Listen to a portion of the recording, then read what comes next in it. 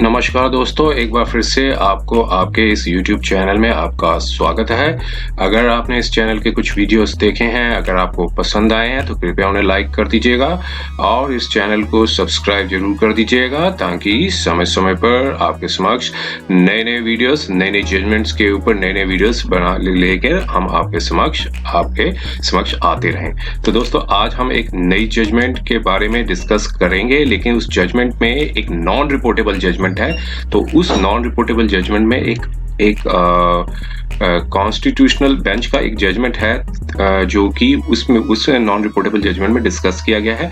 तो उस जजमेंट में जानने से पहले हम एक सेक्शन 319 जो कोड ऑफ क्रिमिनल प्रोसीजर का सेक्शन 319 है उसके बारे में जरूर जानेंगे। खासकर ये सेक्शन बहुत ज्यादा इम्पोर्टेंट है। जो लोग झूठे केसेस जो ट्रायल फेस कर रहे हैं 498 का, 406 का और भी कोई जो ट्रायल फेस कर रहे हैं, जो उन लोगों को हरास करने के लिए जो कई लोग हैं जो हरास करने के लिए केस लगाते हैं 498 का, तो उसमें एक 319 की एक एप्लीकेशन लगा देते हैं ताकि ट्रायल और ज़्यादा लंबा चले। तो और अगर जो लोग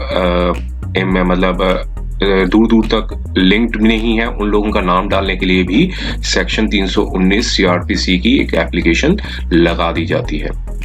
तो दोस्तों, ये section 319 code of criminal procedure के अंदर है।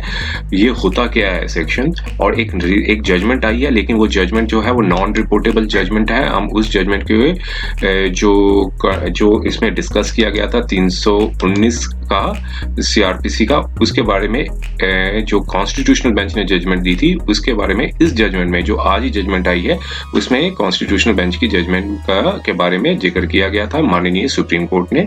तो हम उसके ऊपर भी अंदर जाएंगे, उसमें होता क्या है। तो अब ये जो सेक्शन 319 है, पहले हम इसके बारे में हम गौर कर लेते हैं। ये सेक्शन 319 की एप्लीकेशन तब लगाई जाती है जब ट्रायल चल रहा है, प्रोसिक्यूशन एविडेंसेस क्लोज्ड हो गए हैं, तो ट्रायल को लंबा खींचने के लिए खासकर जो 498 का जो केस है, 406 का जो केस है, उसमें ये एप्लीकेशन डाल दी जाती है। क्योंकि ये एप्लीकेशन डालेंगे तो फिर मजिस्ट्रेट साहब या सेशन कोर्ट की कोर्ट में डाल दी जाएगी, तो फिर उसका एडमिशन होगा, फिर उसके बाद साथ में नोटिस दिए जाएंगे, फिर उसके ऊपर आर्ग्यूमेंट्स होंगे और उसमें कई बार अलाउ कर दी जाए तो फिर उसके लिए फिर आपको रिवीजन डालनी पड़ेगी। फिर रिवीजन के लिए अगर रिवीजन डिसमिस होगी फिर हाई कोर्ट भी जाना पड़ेगा। तो इस तरह से ट्रायल काफी लंबा चलता रहेगा। अगर आपके पास प्रॉपर एक वर्डिक्ट है जो माननीय सुप्रीम कोर्ट का अगर जजमेंट आई है, तो उस जजमेंट को अगर आप दिखा सकते हैं आर्ग्यूमेंट्स के दौरान, तो उस ट्रायल को काफी हद तक आपके फेवर में जा सकता है। अगर खासकर अननेसेसरी ट्रायल को प्रोलॉन्ग किया जा रहा है, अननेसेसरी उसको जो दूर दूर तक जो रिश्तेदार है उनको अगर इम्प्लीकेट किया जा रहा है, तो ये जजमेंट आप इसको अंदर दिखा सकते हैं। तो पहले सेक्शन 319 के ऊपर हम जानते हैं जी कोड ऑफ क्रिमिनल प्रोसीजर के अंदर होता क्या है। सेक्शन 319 जो है वो है power to proceed against the persons appearing to be the guilty of the offence. तो और इसमें देखिए कि इसमें क्या है कि अगर कोई इंक्वायरी है, where in the course of inquiry or trial it appears from the evidence that any person not being accused has been committed an offence of which person could be tried together with the accused, the court may proceed against such persons for the offence which he appeared to be have committed। मान लीजिए police ने chargesheet file की, 498 का case हुआ या और कोई इससे लिंक्ड केस हुआ, उसमें अगर कोई पुलिस ने चार्जशीट फाइल कर दी है और उसमें कई लोग जैसे कई रिश्तेदार हैं उनको अक्यूज नहीं बनाया जाता है या फिर उनका नाम डिलीट कर दिया जाता है, तो प्रोसिक्यूशन के पास जब चार्जेस फ्रेम हो जाते हैं तो फिर और चार्जेस फ्रेम होने के बाद जब एविडेंसेस कंप्लीट हो जाते हैं तो फिर आमतौर पर ये एप्लीकेशन लगा दी जाती है सेक्शन 319 की कि भाई वो लोग भी इन्वॉल्व थे, उन्होंने पुलिस ने इन्वेस्टिगेशन ने एजेंसी ने उनका नाम नहीं डाला है, चार्जशीट से नाम डिलीट कर दिया गया। तो ऐसे केसेस में जिन लोगों का नाम जो अक्यूज नहीं है, तो कोर्ट के पास पावर है उसमें प्रोसीड करने के लिए। लेकिन अब एक जजमेंट जो माननीय सुप्रीम कोर्ट की आज आई है वो एक नॉन रिपोर्टेबल जजमेंट है। उनके फैक्ट्स में हम नहीं जाते हैं, लेकिन हम सिर्फ जो लीगल पॉइंट है उसके ऊपर जानने की कोशिश करते हैं। है क्या था देखिए, ये जजमेंट नॉन रिपोर्टेबल है। पहले मैं ये चीज बता देता हूँ, ये जजमेंट नॉन रिपोर्टेबल है, क्योंकि कोई नॉन रिपोर्टेबल जजमेंट वो होती है जी ऑलरेडी कोई क्वेश्चन ऑफ लॉ सेटअप हो चुका है, कोई नई बात नहीं होती है, तो इसलिए नॉन रिपोर्टेबल में डाला जाता है। एक रिपोर्टेबल होती है, एक नॉन रिपोर्टेबल होती है। तो लेकिन इसका जो लीगल एस्पेक्ट है उसको जानना बड़ा जरूरी है। उस लीगल एस्पेक्ट में हम जानते हैं। देखिए ये केस हुआ था, इसका जजमेंट आज ही आया है, और इसमें यह था कि स्पेशल लीव पिटीशन थी, वो हाई कोर्ट के ऑर्डर के ऊपर डाली गई थी, जिसमें हाई कोर्ट ने जो था इलाहाबाद की जो हाई कोर्ट थी, उन्होंने जो सेशन कोर्ट के ऑर्डर को सेट असाइड कर दिया था। यहाँ पे देखिए सेट असाइड कर दिया था, और ट्रायल कोर्ट ने क्या किया था, ट्रायल कोर्ट ने रिजेक्ट कर दी थी एप्लीकेशन। तो मींस जब ऑर्डर सेट असाइड हो गया है और ट्रायल कोर्ट ने मतलब ऑलरेडी रिजेक्ट कर रखी है एप्लीकेशन, तो फिर अगर वो ऑर्डर को सेट असाइड कर देती है हाई कोर्ट, तो इट मींस कि 319 की जो एप्लीकेशन है वो अलाउड मानी जाएगी। तो ये फॉरवर्ड ये इस ऑर्डर के ऊपर ये जो माननीय सुप्रीम कोर्ट में आए थे हाई कोर्ट के ऑर्डर के ऊपर, ट्रायल कोर्ट ने एप्लीकेशन 319 की रिजेक्ट कर दी, हाई कोर्ट ने ट्रायल कोर्ट के ऑर्डर को सेट असाइड कर दिया। इट मींस सेक्शन 319 की जो एप्लीकेशन थी वो अलाउ हो गई। अब उसके ऊपर जो अफेक्टेड पार्टी है, जो जिनका नाम डाला गया है, वो उन्होंने आगे वो ऐसे केसेस में वो लोग आगे के पास रेमेडी रहती है, वो सुप्रीम कोर्ट में आए। तो ऐसे ही माननीय सुप्रीम कोर्ट में आए।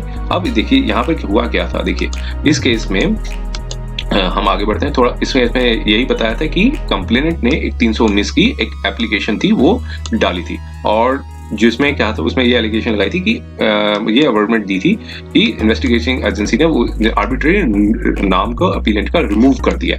तो इसमें फिर सेशन कोर्ट मतलब केस जो चल रहा था वो मर्डर का केस था, उसमें सेशन कोर्ट ने एप्लीकेशन को डिसमिस कर दिया था। उसने एप्लीकेशन को यहाँ पे देखिए डिसमिस कर दिया। अब इस पे ऑर्डर पे फिर रिवीजन मतलब जो कंप्लेंट ने फिर आगे क्रिमिनल रिवीजन पिटीशन डाली हाई कोर्ट में, जो इलाहाबाद की जो हाई कोर्ट है उसमें।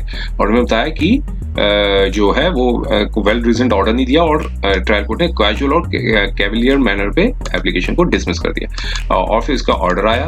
अब उसके बाद जो है सुप्रीम कोर्ट हाई कोर्ट ने एप्लीकेशन को अलाउ कर दिया, मतलब मींस रिविजनिस्ट की जो एप्लीकेशन थी उसको अलाउ कर दिया, और ट्रायल कोर्ट का जो ऑर्डर का तो सेट असाइड कर दिया। इट मींस कि जो अपीलेंट को मतलब 319 की जो एप्लीकेशन थी वो उसके अगेंस्ट में गई, और फिर इस मींस उनको ट्रायल फेस करना पड़ता अगर वो सुप्रीम कोर्ट में नहीं आते तो अब यहाँ पर ये चीज बताई कि अब माननीय सुप्रीम कोर्ट ने कहा कि सेक्शन 319 का जो कोड है वो एक well settled by the constitutional bench of this court, एक Hardeep Singh versus state of Punjab and others. तो देखिए ये एक इंपॉर्टेंट जजमेंट है। ये जजमेंट आप अगर कोई 319 की एप्लीकेशन लगाई जाती है, वो उसमें अगर आपको नोटिस दिया जाता है, उसमें आप जब नोटिस के टाइम जब आर्ग्यूमेंट्स होते हैं, नोटिस के रिसीव करने के बाद जब आपके आर्ग्यूमेंट्स होते हैं, तो ये जजमेंट को आप कोट कर सकते हैं Hardeep Singh versus state of Punjab and others की। और इसमें जो रेलिवेंट पैरा 105 और 106 बहुत इंपॉर्टेंट है।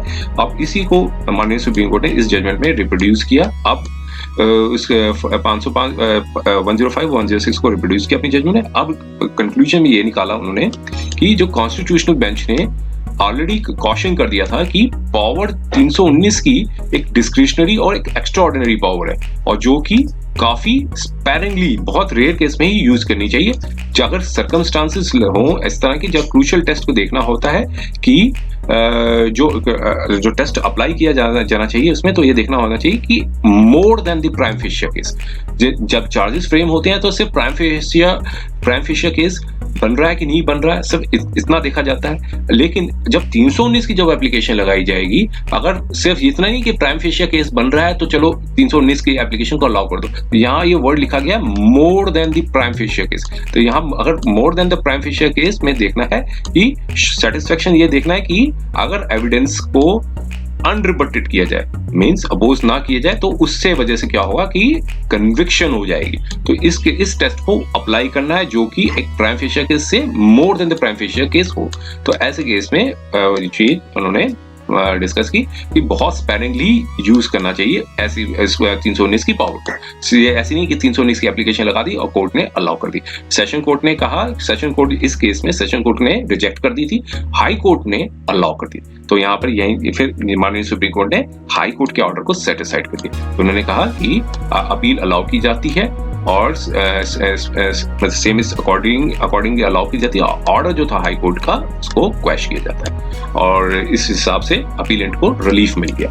तो उम्मीद है ये शॉर्ट वीडियो जो 319 से संबंधित था आपके लिए जानकारी के लिए काफी हेल्पफुल रहा होगा, स्पेशली अगर आप वो कोई ट्रायल्स फेस कर रहे हैं, जो मैट्रिमोनियल के जो ट्रायल्स हैं या फिर कुछ ऐसे ही कोई पर्सनल वेंडेटा के ऊपर कोई ट्रायल्स फेस कर रहे हैं, तो अगर 319 की एप्लीकेशन लगाई जाती है तो ये डिफेंस के तौर पे इसमें जो कॉन्स्टिट्यूशनल बेंच की जो जजमेंट गई थी उसको आप अपने कोर्ट कर सकते हैं, आर्ग्यूमेंट्स के टाइम अपने आप दिखा सकते हैं और काफी हद तक आप उसको फर्दर जो ट्रायल में जो हरासमेंट होती है उससे बच सकते हैं। तो उम्मीद है ये वीडियो आपको पसंद आया होगा। अगर ये पसंद आया तो कृपया उसे लाइक कर दीजिएगा और इस चैनल को सब्सक्राइब जरूर कर दीजिएगा ताकि भविष्य में हम और भी नई जानकारी के वीडियोस आपके समक्ष समय समय पर लाते रहे।